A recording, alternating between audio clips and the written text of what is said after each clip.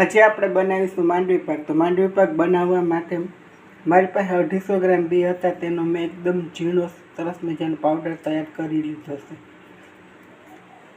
તો આ ખાંડ છે તે 250 ગ્રામ છે।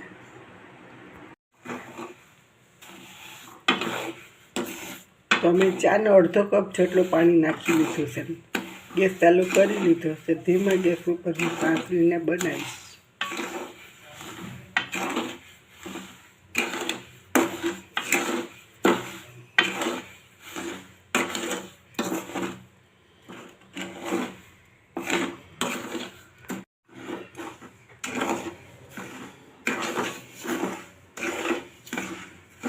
તો આપણે ધીમા ગેસ ઉપર ચાસણી બનાવશું તો આપણે આ ખાંડ છે તે ધીમે ધીમે ઓગળશે, અને ફૂલ ગેસ ઉપર આપણે ચાસણી બનાવશું તો ખાંડ નહીં ઓગળે, પાણી બળી જશે।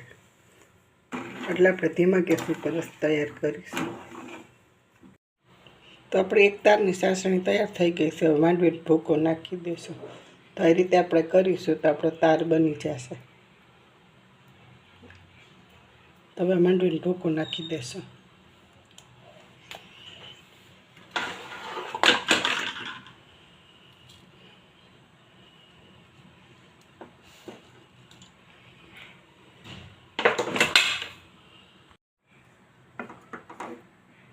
તો આપણે માંડવીનો ભૂકો નાખી લીધો છે, તેને મિક્સ કરી લેશું।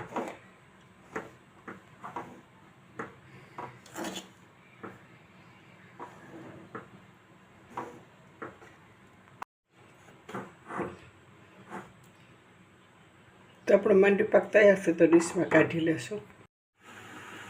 તો આપણે આ રીતે સરસ મજાનો માંડવી પાક તૈયાર છે, તો પીસ પાડી દેશું।